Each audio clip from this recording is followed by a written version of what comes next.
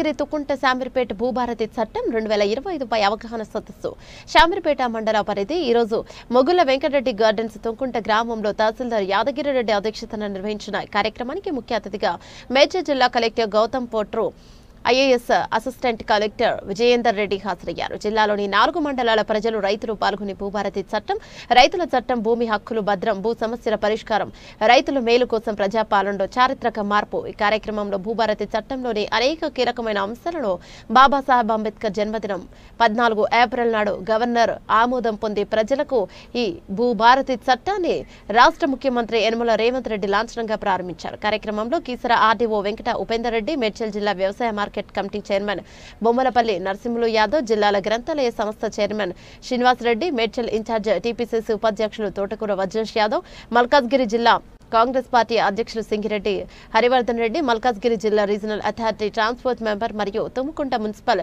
Congress party అధ్యక్షులు భీమిడి జైపాల్ రెడ్డి, తుమ్ముకుంట మండల Congress party అధ్యక్షుడు వైఎస్ యాదగిరిగౌడ్, సీతా శ్యామచంద్ర స్వామి దేవాలయం మరియు చైర్మన్ లక్ష్మీనారాయణ, డైరెక్టర్ హరికృష్ణ ముద్రాజ్, వివిధ మండలాలకు చెందిన రైతులు, ప్రజాప్రతినిధులు, కాంగ్రెస్ కార్యకర్తలు పెద్ద ఎత్తున హాజరైనారు.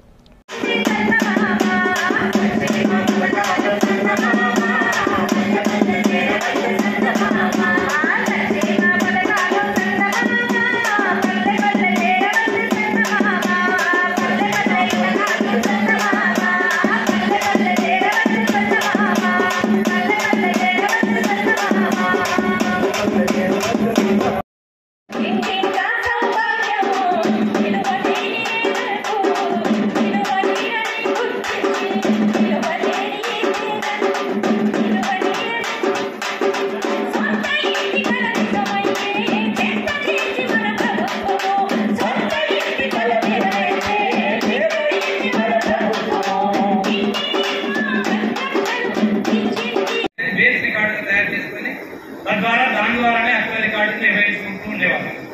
మనకు అక్కడి నుంచి బాణీలు తీసుకున్నప్పుడు ఏమవుతుందంటే 1 నుంచి 12 కాలం వరకు అకుల రికార్డు అని ఉంటుంది. ఆ తర్వాత కాలం అన్ని కూడా అనుభవదారుల వివరాలు ఉంటాయి. అనుభవదారులు ఎవరు, దాన్ని ఏ పంట వేస్తున్నారు, పంటలో ఎంత విస్తీర్ణం వచ్చింది, వివరాలు సమగ్రమైన రైతులకు సంబంధించింది, అదేవిధంగా పంటలకు సంబంధించిన సమగ్ర సమాచారాన్ని ఆ బాధ్యతలో మనం పొందుపరుచుకునేవాళ్ళం. అదే రికార్డు మనకు బేస్ ఇప్పటికి కూడా తీసుకుంటున్నాం. హైకోర్టు, సుప్రీంకోర్టు పోయినా కూడా రాష్ట్ర పాలిస్తారు అంటారు. మరి అలాంటి బందోబస్తు రికార్డు తర్వాత మళ్ళీ మనం 1971 ఒక record of right Telangana land revenue act నుంచి సపరేట్ గా అదే మొత్తం ధన్యవాదాలు తెలియజేసుకుంటూ, ఇప్పుడు మన ఆర్డీఓ గారు క్లుప్తంగా గతంలో ఉన్నటువంటి ఉమ్మడి ఆంధ్రప్రదేశ్ లో ఉన్నటువంటి రెవెన్యూ చట్టాలు ఎంత బాగున్నాయో కూడా క్లుప్తంగా వివరించడం జరిగింది. ఆ చట్టాన్ని మార్చి ధరని తీసుకొచ్చి రాష్ట్ర ప్రజలందరూ కూడా ఇబ్బంది పాలు చేసి పాపం కట్టుకున్నటువంటి కేసీఆర్ ప్రభుత్వం ఈరోజు అంతకంతకు అనుభవిస్తుంది.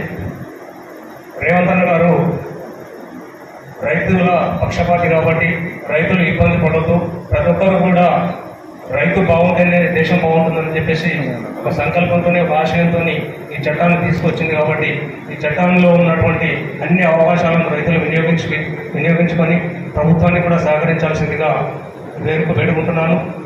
ఏ ప్రభుత్వం అయినా సరే దశల వారీగా ముందు పైలట్ ప్రాజెక్టుగా ఒక 4 మండలాలను ఎంచుకొని చేస్తుంది. ఏదైనా లోటుపాటు ఉంటే ఈ 4 మండలాలని సవరించుకొని తర్వాత రాష్ట్ర వ్యాప్తంగా అమలు చేసే విధంగా తీసుకొస్తారు. కానీ గత ప్రభుత్వం ధరని అర్థంగా చేయకుండా ఏకకాలంలో రాష్ట్ర వ్యాప్తంగా అమలు చేసి రైతులను ఇబ్బంది పాలు చేసినటువంటి గత ప్రభుత్వం కేసీఆర్ ప్రభుత్వం.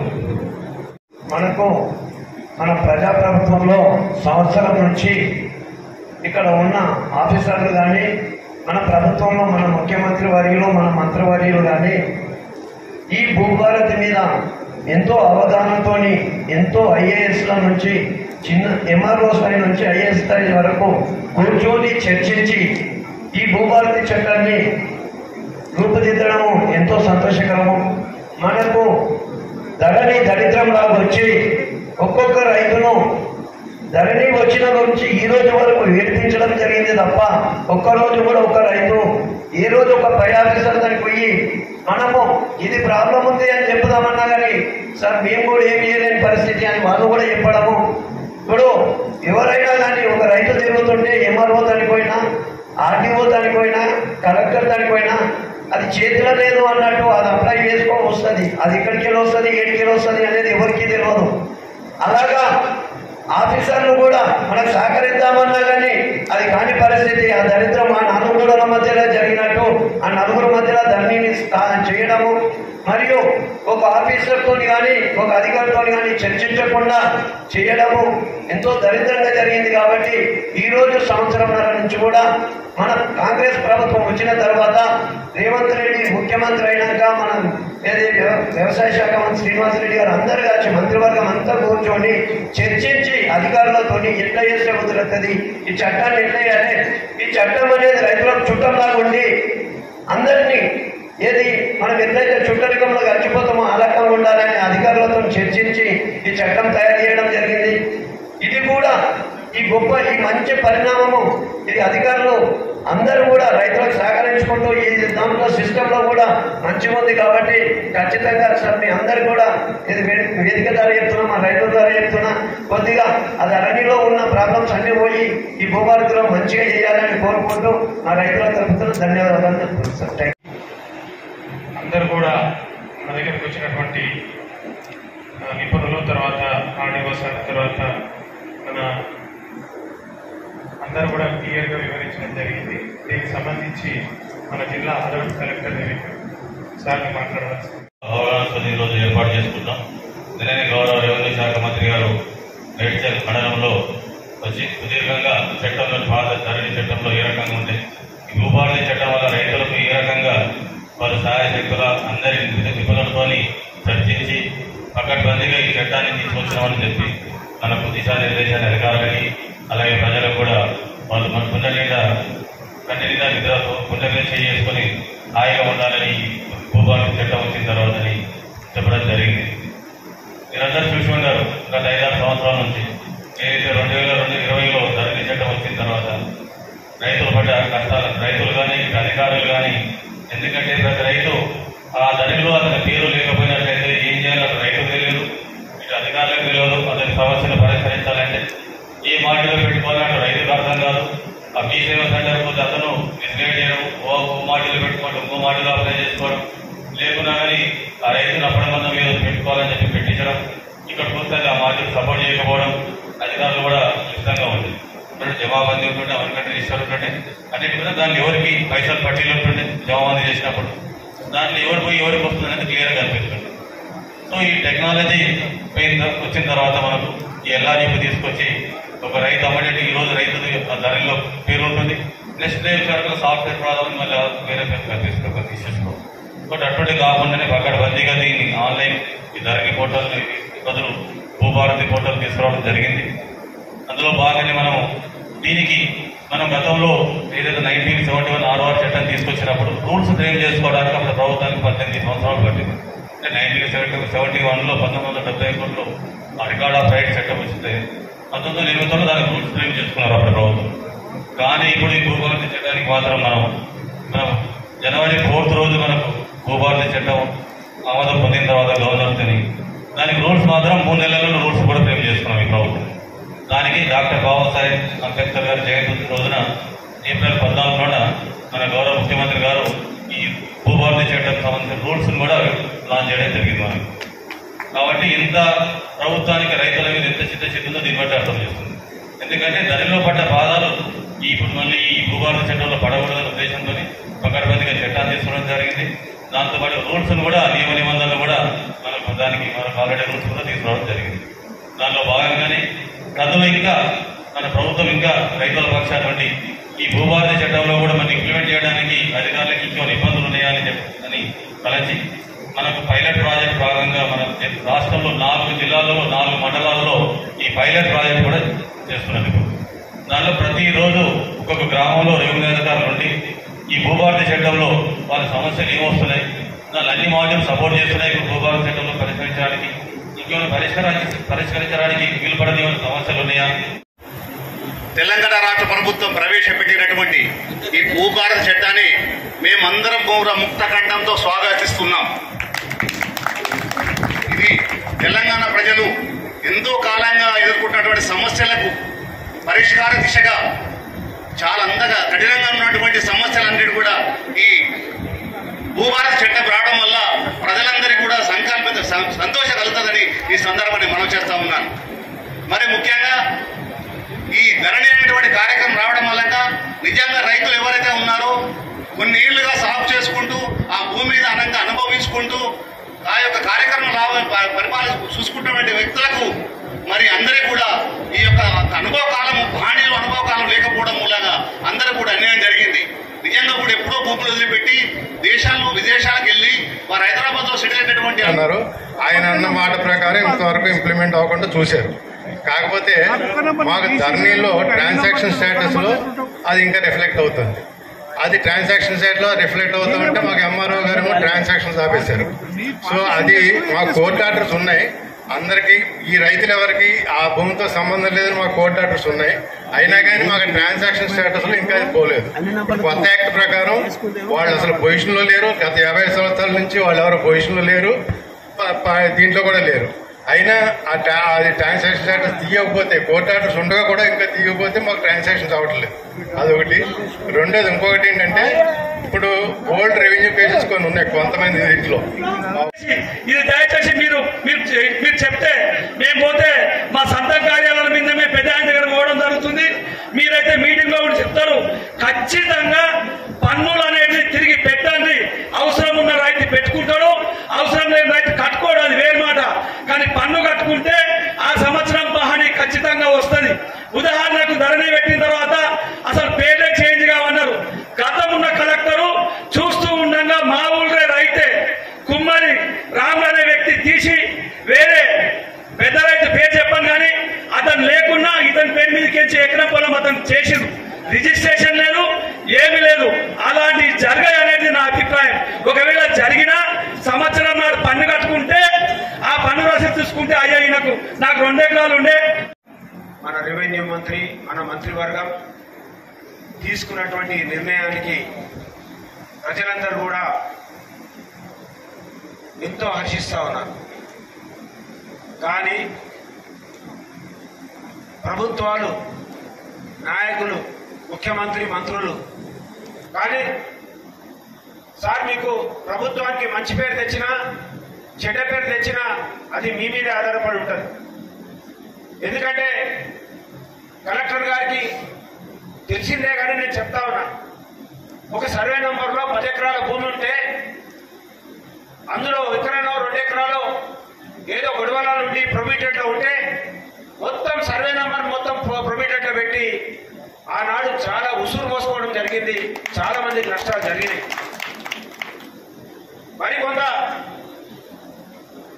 ఆల్రెడీ ఇల్లు అయిపోయి సంవత్సరాల తరబడి ఇల్లు కట్టుకొని రూపాయి కూడబెట్టుకొని ఇల్లు కట్టుకున్నటువంటి వాళ్ళ ఆ భూముల మీద మళ్లీ పాస్బుక్లు ఇచ్చి వాటిని వాళ్ళకు రిజిస్ట్రేషన్ చేస్తామంటే కూడా ఇల్లు కూడా అమ్ముకోలేటువంటి పరిస్థితి కూడా ఈ రోజు వరకు కొనసాగుతా ఉంది. ఇప్పుడు కూడా జరుగుతా ఉంది. కోర్టుకు కళ్ళుంటాయి, చెవులుంటాయి కానీ కనిపించదు. కోర్టుకు పోతారు, ఏదో ఒక స్టే ఆర్డర్ పట్టుకొచ్చుకుంటారు. ఎందుకంటే మన దగ్గర రికార్డు సరిగా లేదు కాబట్టి. దాని ద్వారా వాళ్ళకు రిజిస్ట్రేషన్లు జరగక చాలా మంది పేదలు, మిడిల్ క్లాస్ వాళ్ళు ఇబ్బందులు పడుతూ ఉన్నారు. దాన్ని ఒకసారి దృష్టిలో పెట్టుకోండి. అదేవిధంగా సర్వే చేసే ఉద్దేశం ప్రభుత్వానికి లేదు, సర్వే చేయాలని కూడా లేదు, సర్వే చేయొద్దని చెప్పారు. ఓకే, అట్లా సర్వే చేయము. కాకపోతే ఏంటి అంటే ఇందులో ఇప్పుడు మీ అందరికీ తెలుసు, ఇప్పుడు మనం ఏదైనా సబ్ రిజిస్ట్రార్ ఆఫీసుకు పోయి రిజిస్ట్రేషన్ చేసుకుంటే మన ప్లాట్ 500 గజాల ప్లాట్, 1000 గజాల ప్లాట్ రిజిస్ట్రేషన్ చేసుకుంటే మనమే మ్యాప్ తీసుకుంటాం, మనమే హక్కులు రాసుకుంటాం. అట్లాంటిది మీరే కాకపోతే ఇక్కడ ఇలా చెప్పారంటే ప్రైవేట్ సర్వే రేపు ఇప్పటి నుంచి ఇప్పుడు ఇంప్లిమెంటేషన్ లేదు సర్వే, కానీ గత వచ్చే కొద్ది రోజుల్లో వస్తుంది కాబట్టి అది ఎట్లా జరుగుతారు కాబట్టి అది ఏ రోజైతే ఇంప్లిమెంటేషన్ వస్తుందో ఆ రోజు నుంచి మీరు ఒక రైతు కొనుగోలుదారు, అమ్మకందారు ఎవరైతే ఎంత భూమి ఉందో సర్వే చేయించుకోకుండా ఎవరు అందాజుగా రికార్డులో పాస్బుక్ ఉందని కొనుక్కోరు కదా. దాన్నే ఇప్పుడు మనం అఫీషియల్ చేస్తాం. ఎట్లా అంటే మీరు సర్వే చేయించుకొని ల్యాండ్ ప్లాన్స్ లో సర్వే, ఇందాక ఎవరు చెప్పారు హద్దురాయికి 10 గజాలు 10 అడుగులు ఇటుంది అటుంది అనేది. ఈసారి ఆ ప్రాబ్లం ఉండదు. మనం సర్వే నెంబర్తో సంబంధం లేదు. మీరే మీ భూమి ఏదో చూపిస్తారు, ల్యాక్ లాంగ్స్ తో సర్వే చేయడం జరుగుతుంది. ల్యాక్ లాంగ్స్ తో సర్వే చేసినప్పుడు ఈ సర్వే నెంబర్తో సంబంధం లేదు, అండ్ పాత సర్వే మ్యాప్ ఏదో ఇటు ఉంది అటు ఉంది దాంతో కూడా సంబంధం లేదు. మీరే ల్యాక్ లాంగ్స్ తో సర్వే చేసుకుంటారు.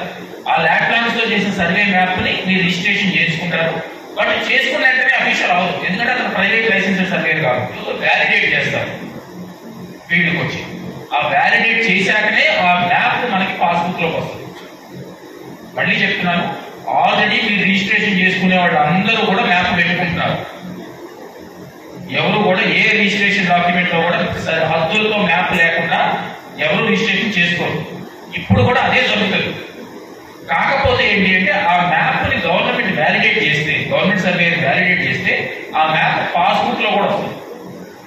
అంతే, ఇంతకు నుంచి వేరే ఏది అమ్ముకునేటప్పుడు ఏదైతే మ్యాప్ పెట్టుకుంటారో రిజిస్ట్రేషన్ డిపార్ట్మెంట్ లో పెట్టుకునే రిజిస్ట్రేషన్ డాక్యుమెంట్ లో పెట్టుకునే మ్యాప్ ని, ఆ మ్యాప్ ని మనము తీసుకొచ్చి వ్యాలిడేట్ అయితే మన గవర్నమెంట్ సర్వే వ్యాలిడేట్ చేస్తే ఆ మ్యాప్ తీసుకొచ్చి పాస్బుక్ లో కూడా పెడతాం.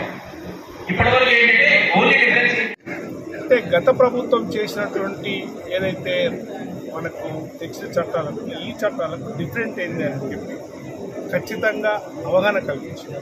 గత ప్రభుత్వం ఒక భూమి చాలా సమస్యలు ఉండేవి. ఈ ప్రభుత్వం వచ్చినాక రేవంత్ రెడ్డి గారు ఎన్నికల కన్నా ముందు ఏదైతే వాగ్దానం చేసిందో ఆ వాగ్దానం ప్రకారంగా ఈరోజు ఆ చట్టాలన్నీ ఇంప్లిమెంట్ చేయాలి, మరి ఎట్లా మార్చాలని చెప్పి రైతులతో, చాలామంది రైతులతో, ఐఏఎస్ ఆఫీసర్లతో అందరితో మాట్లాడినాక ఒక డిసిషన్కి వచ్చినాం.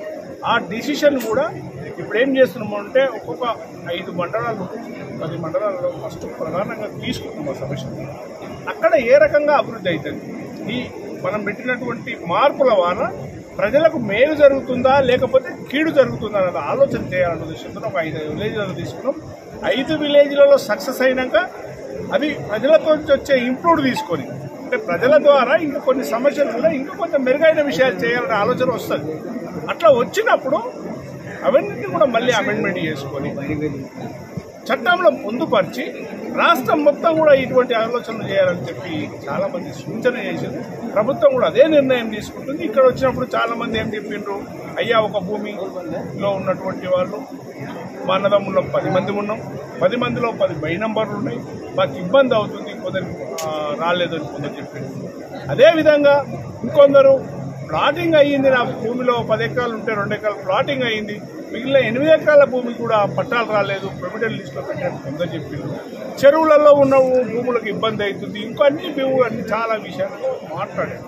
అవన్నీ కూడా కలెక్టర్ గారు పూర్తిగా విన్న తర్వాత ఆలోచన ఏం చేయాలని చెప్పి కాంగ్రెస్ పార్టీ తరఫున మేమందరం కూడా మా ముఖ్యమంత్రి గారు పెట్టినటువంటి ఆలోచన అది తీసుకొని వల్ల కూడా ఏమన్నా ఉంటే మాడిఫై చేస్తాం. ఖచ్చితంగా ప్రజల తరఫున మేము ఉంటామని చెప్పి కూర్చున్నాం. అందుకే ప్రజలలోనే కూర్చున్నాం, ప్రజాప్రతినిధులమైనా మేము ప్రజల్లో కూర్చున్నాం. అధికారంలో గెలిచిన వాళ్ళేమో మా ముఖ్యమంత్రి గారు చేసినటువంటి స్కీములను తీసుకొచ్చి చెప్పడానికి భయం అవుతుంది. వాళ్ళకి రావాల్సిన అవసరం ఉంది, అందరూ కూడా వచ్చి మాట్లాడాలి. ప్రజాప్రభుత్వంలో ఏదైతే భూభారత్ తీసుకున్నటువంటిది మంచిది వచ్చాడు చెప్పాలి కదా. మరి ఎంపీ రాలేదు, ఎమ్మెల్యే రాలేదు, మరి రానికి మరి ఎందుకు అడ్డు వస్తుందో నాకు అర్థం కావట్లేదు. ఈయనకేమో సొంత పైరవీలు కావాలి, మరి మల్లారెడ్డి ఏమో సొంత పైరవీలు, స్కూళ్ళు, వ్యాపారాలను తిరిగేటోడు, ప్రజల పక్షాన ఉండడు. కనుక మేము ప్రజల పక్షాన ఉండాలని ఆలోచిస్తాం. కలెక్టర్ గారికి మరియు ఆర్టీఓ గారికి, జిల్లా కలెక్టర్ గారికి మరియు మా నాయకులు ఏది వజ్రేష్ యాదవ్ గారికి మరియు హరివర్ధన్ రెడ్డి గారికి, మా రైతులకు అందరికీ కూడా ధన్యవాదాలు. ఇక్కడ ఈ భూభారతి చట్టంలో ఎన్నో రకాల అంశాలు ఇక్కడ పొందుపరచడం జరిగింది. ఆ ధరణి ఉన్నప్పుడు ఏ రకంగా అయితే దరిద్రం ఉందో మీ మిత్రులకు తెలుసు, మరియు రైతులకు ఎన్ని బాధలు పడ్డారో ఈ 4-5 సంవత్సరాల నుంచి అంత బాధలు పడుకుంటూ కూడా ప్రతి ఒక్కరూ ఎన్నో కష్టాలు పడితే ఈ ప్రజాపాలనలో భాగంగా మా ముఖ్యమంత్రి వర్యులు కాంగ్రెస్ ప్రభుత్వము మరి మంత్రి మన రెవెన్యూ మంత్రి శ్రీనివాసరెడ్డి గారు అందరూ కూడా ప్రభుత్వం రాకముందు నుంచి ఈ ధరణిని మారుస్తామని ముందే చెప్పడము, ఈ ధరణిని మార్చిన తర్వాత సంవత్సరం నుంచి కూడా చిన్న అధికారి నుంచి పెద్ద అధికారి దాకా కూడా ఏ రకంగా చేస్తే బాగుంటుందని ఒక చట్టం తెచ్చి ప్రతిదానికి ఒక సొల్యూషన్ ఉంటుంది అనే విధంగా తేవడం జరిగింది. ఈ భూభారతి ప్రతి ఒక్క రైతుకు న్యాయం జరుగుతుందని కోరుకుంటున్నాము. రాష్ట్రం మొత్తంలో కూడా ఎక్కడ ఏదైతే ధరణితో ఇబ్బందులు పడ్డారో ఆ ఇబ్బందులు కూడా అన్ని తొలగిపోయినట్టు లెక్క. ఈరోజు ప్రతి అధికారి వచ్చి రైతుల ముందట చెప్పగలుగుతున్నారు. ఎవరు కలెక్టర్ లెవెల్లో వచ్చినారో కూడా అధికారులు వచ్చి ఇక్కడ రైతు ముందు మేము చేయగలుగుతామని చెప్తున్నారు. ఇంతకుముందు ఆ ధరణి పెట్టినప్పుడు మేము మా రైతులు పోయి అప్లికేషన్స్ ఇస్తే కూడా అది ఏడబడేద్దరో ఏమైందో కూడా తెలియని పరిస్థితి ఉండే. వాళ్ళు కూడా మాకు ముఖమాటం లేకుండా మొప్పించుకోవడం జరిగినట్టు అవి కాదు అని చెప్పలేని పరిస్థితి ఉండే. కాబట్టి ఈరోజు ఈ భూభారతి చూసిన తర్వాత ప్రతి ఒక్కరు కలెక్టర్ కానీ ఏమైనా ఆర్డీఓ కానీ వచ్చి దగ్గర చేస్తాము అని రైతులు చెప్తున్నారు. కాబట్టి దీనికి